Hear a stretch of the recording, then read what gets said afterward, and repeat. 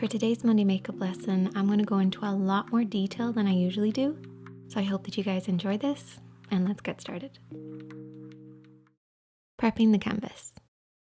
So I like to start off by creating a little bit more framework and creating a clear canvas for me to work on. And this helps me see the end result just that little bit clearer with every step that I do. But it also creates a framework for me to work off so I can see the shapes that I'm trying to create. So you want to start off from this point rather than this one. So how do you do that? So I start off by applying my moisturizer all over my face, including around the eye area. I apply a very sheer amount of concealer or foundation around the eye area and the eyebrows. Now I only apply a sheer amount because if I need to, I can always just cleanse this away. But a sheer amount creates a blank canvas for me to work off. And I also fill in my brows. Now, brows are really personal, so I'm not going to tell you what to do, but what I like to do is just darken from the center out, making sure that this is nice and deep and filled in. And then just on the inside of the brows, I use whatever's left over in the brush to create some fine little hairs. And now we can see our eye shape just that little bit clearer, our brows are filled in, and we're ready to apply our eyeshadow. You might be wondering why I don't just do my entire face. Well, it's kind of personal preference. For me, I find I get enough framework from just filling in my brows, and I can really see the shape that I'm creating by applying a small amount of concealer just around the eyes, which I can then clean up if I have any liner mistakes or fallout, and it's not going to mess up an entire beautiful face of makeup. But it is personal preference. Preparing the eyelids. So why do you need to prep the eyelids? Surely eyeshadow that's designed for the eyes should just be able to go onto the lids. Well, the eyelids are actually really thin and delicate and sheer, and makeup doesn't hold on to thin, delicate areas of skin compared to other areas of the face or body. That's why when you swatch something on, say, your wrist or your fingertips, it looks a lot more vibrant compared to when it's applied onto the lids. The eyeshadows need something to hold on to. So there's 3 different things that you can try. Concealer, this is great because you probably already have a concealer and you can just apply this onto the lids. Primer, which is designed for the actual lids itself and will really hold on to eyeshadow. And cream eyeshadows. These are a cream form of an eyeshadow and they really create a nice base for the rest of your shadows to sit on top of. My personal preference is to mix concealer with my primer. So I use it at about a 2-to-1 ratio because my eyelids are kind of dry. Eyeshadow primers can be quite drying on the lids, and if you already have dry skin, it creates unwanted texture. So shearing it off with a little bit of concealer will create a nice base. And this is something that I do for mature skin as well. However, you want to mix it up to make sure it works for you. For the oilier lids or people that find their eyeshadows just does not stick and stay on, you might want to use more eyeshadow primer than concealer. Once you applied the primer or concealer, you might find it's kind of damp and sticky before it sets. That's actually totally normal. And this can actually help in your application. The sticky damp base will grab hold of the powder like nothing else. So if you're doing a smoky eye or a very colorful look, a sticky base will really help you. However, it does make blending a little bit more difficult. So for beginners, I would actually recommend applying a sheer amount of a neutral eyeshadow over the base to make sure it's a soft powdery effect. Don't worry, your shadows will still hold on to this base. It'll just make the blending process so much easier. Parts of the eye. So the main part of the eye is clearly the lid, and this can be separated into 3 or 4 different sections. And then you have your crease. This is where your lid creases into your eye shape. And then you have your brow bone. This is not technically the brow bone because the brow bone is lower than this, but it actually refers to the little area just underneath your brows. Your crease area is probably the most important. A lot of people refer to the crease as just this one line. It's actually not. The best way to think about it is any area above this point, but stopping underneath the brow bone, or the little area underneath the brows. And when you're blending, you really just want to stay within these points. Now, this looks really complicated. I promise you it's not. When you're applying eyeshadows, you want to keep them within these imaginary points. Using the edge of the nose, edge of the eye, and the edge of the brow, you create an imaginary line. This is the stopping point for most blending. And then for that inner part of the eye, you basically want to create a parallel line that stops beyond the tear duct. This is all about keeping your blend within these 2 points. Picking eyeshadows. So how many eyeshadows do you actually need to create an eye makeup look? Well, for any basic look, you only need 3 things: a light, a medium, and a dark. So your light color is at least 1 shade lighter than your skin tone, but can be like 4 or 5 or 6 shades lighter. Depends on the look that you're creating. Then you have your darker shade, which should be at least 1 shade darker, but can be anywhere up to 4 or 5 or 6 shades darker. And then you have your medium shade. So this is somewhere in between your light and your dark. It's almost as if you mixed your light and dark together, then you get your medium shade. And it doesn't have to just be with neutrals. This also works with, say, colors like purple. We have a light purple, a dark purple, and a medium purple. However, the medium shade can actually be swapped out for more of a neutral color. So this color here is still in between these, but it's just a little bit more muted and neutral because it's a light pink instead of a purple. And these shadows are often referred to as the highlight, the midtone or transition shade, and the contour. So the highlight shade is basically what it is. It's a highlight, so it's a light. You also have your contour, which we all know is for deepening and darkening something, so that's your dark. And then you have your midtone, or as a lot of YouTubers refer to this as a transition shade. Personally, I feel like that's a good term to use, but I like to use midtone because I feel like it's a better explanation of exactly what this transition shade is. It's a middle tone. It's in between our light and our dark. But you will hear a lot of people refer to this as a transition shade. Makeup brushes. There's really only a few makeup brushes that you need, the most important being a good blending brush. This is going to create that soft blended appearance. A small brush, something like a pencil brush, or anything that's nice and small that you can do some detailed work with. This is actually my favorite one for beginners, the Blank Canvas E01. Highly recommend it because it really applies the shadow while keeping it nice and soft and blended at the same time. So it does a lot of the work for you. And then you have a flat brush. It's not essential to use a flat brush. You can use your fingertips, a Q-tip. However, you will get more precision from a flat brush. And then you have a clean blending brush. This is an extra one that I would actually recommend for beginners. This will create that soft blended appearance and stop your shadows from getting muddy. Have you ever gone back in with your blending brush after you've used it to apply an eyeshadow and then everything just kind of blurs together? Well, using a clean blending brush will soften out any harsh lines without disturbing the makeup that you've already applied. Framing the lid, applying your midtone. So we're going to start off with our midtone. Finding your midtone is actually really important, but I do have a little bit of a trick. Use your favorite nude lipstick as a guide. So if you're creating a makeup look and you know that you're going to use a pink nude, try using that in an eyeshadow form as your transition shade. 9 times out of 10, it will definitely work. Now to apply this, I'm going to be using my blending brush. I like to make sure this is soft and blended, so that's why we're using this type of brush.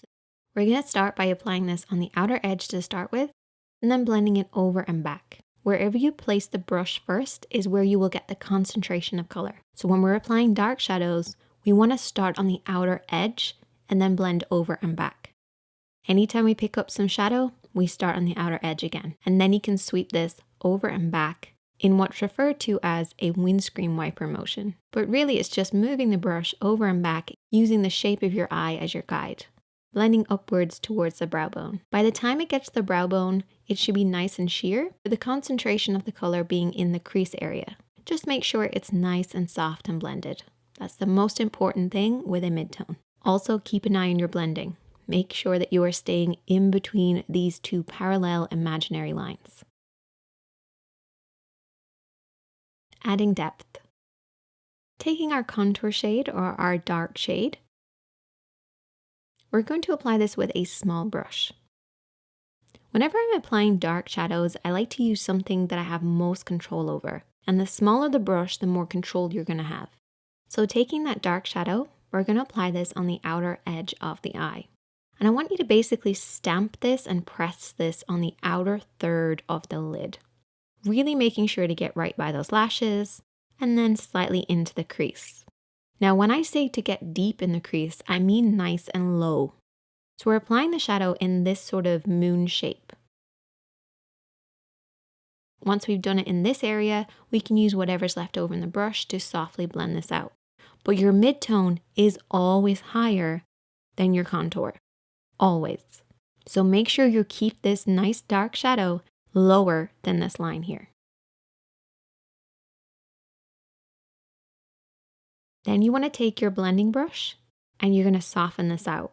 Now I'm not using my clean blending brush this time because the clean blending brush isn't needed. We have a little bit of mid-tone on this brush and this will soften out our contour for us. When you're blending any of your darker eyeshadows, if you don't want them to go up too high, you want to keep your hand high. So the higher your hand, the lower the blend's going to be. It should be coming slightly straighter on to the actual eye shape, and then I'm going to softly blend this over and back. And this will prevent those bristles from going up too high and blending up past the mid-tone, keeping that nice dark shadow lower than this imaginary line. And when you're blending, you're barely touching the skin. It's all about letting the bristles off the brush do all the work. But remember your blending points, keeping your shadows in between these two imaginary points. Faking a pro finish. So now we are going to take our clean blending brush, the one that we have not used for anything else, and we're going to apply our fade shade. What's a fade shade? It's actually a shadow that I kind of invented. It's similar to your mid-tone, but usually is a slightly different tone, maybe a little bit more vibrant. And I often use the blush that I'm going to apply. The reason I use this is because it really softens out any harsh lines. With a fade shade, you barely want to pick up any product on the brush. It should be soft and blended, and that's why using a blush versus an eyeshadow is better for this. You never want your fade shade to be seen. It's an imaginary, invisible thing that just creates a soft blended appearance. And you want to very softly sweep this where the hood of the eye or the meeting point of the brow and the crease is. And this will just soften out everything that we've applied and give us a blurry effect. Sharpening the brows. So now we're going to take our highlight shade, which is about one shade lighter than our skin tone. And we're going to use our flat brush to press this underneath the brow bone. This will create a sharper definition between the light and the darks that you've already applied, while also sharpening up the brow shape. Cutting the crease. What is cutting the crease, and why do you do it, and how do you do it? Basically, it's just redefining the lid to crease area. The most basic reason you'd reapply concealer is just to give us a nice clean base for everything that we're going to apply, particularly if you're applying highlighting shades.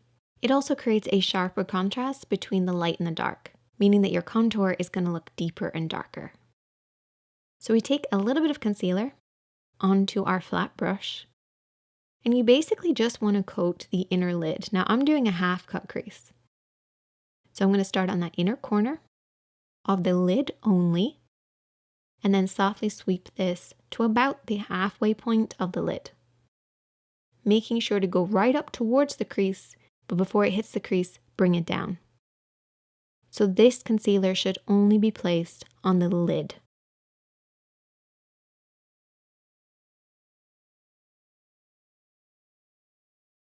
Once that's on there, I then take my ring finger and I just tap around the edges. So right where the concealer meets the shadow on the outer edge. This will just remove any excess, so it's not going to be too damp when we apply the shadows over the top.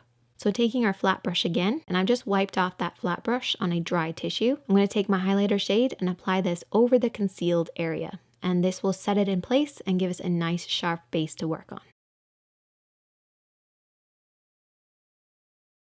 Catching the light. Taking that flat brush again, we are now going to take a highlighter.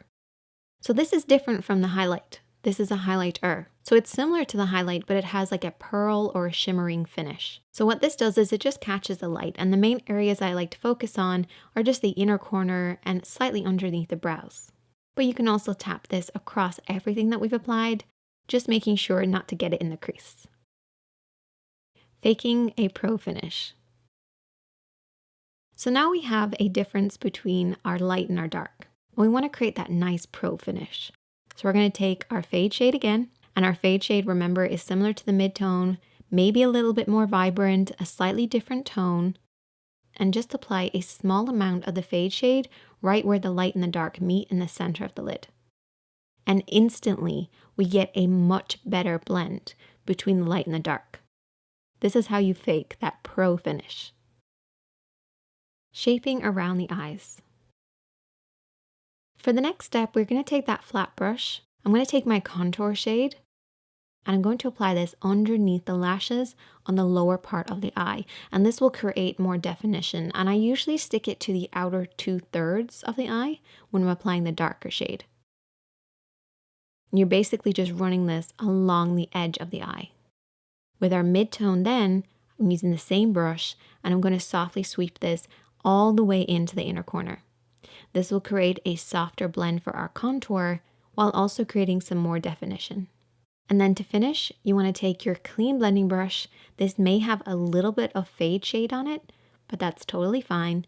And you just want to blend around everything that you've already applied with a very, very light hand.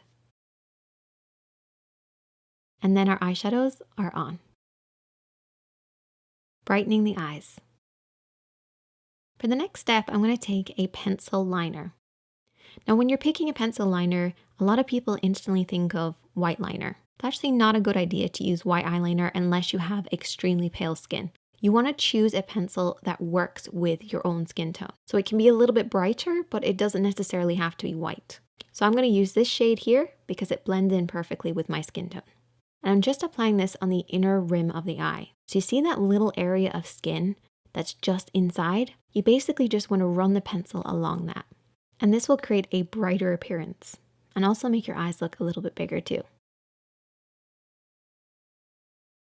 Sharper Pro Finish.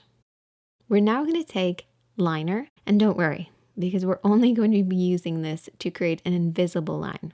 So I'm using a felt tip eyeliner because I feel like they're the best and easiest to use. I'm going to take my pinky and rest this on my cheek, and then run this liner along the lash line.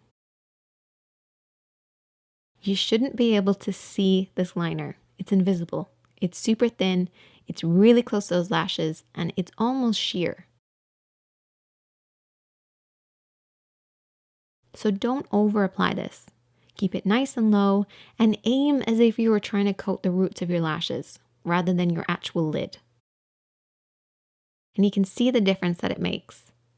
It's a very tiny line that makes our eyes look a little bit more bigger, brighter, and more defined. And this will also create the illusion of thicker lashes as well. And create that little pro finish. Finish off with mascara and the rest of your makeup. If you need to, you may have to clean up underneath your eyes, but that's okay. And there you go. That is the finished look.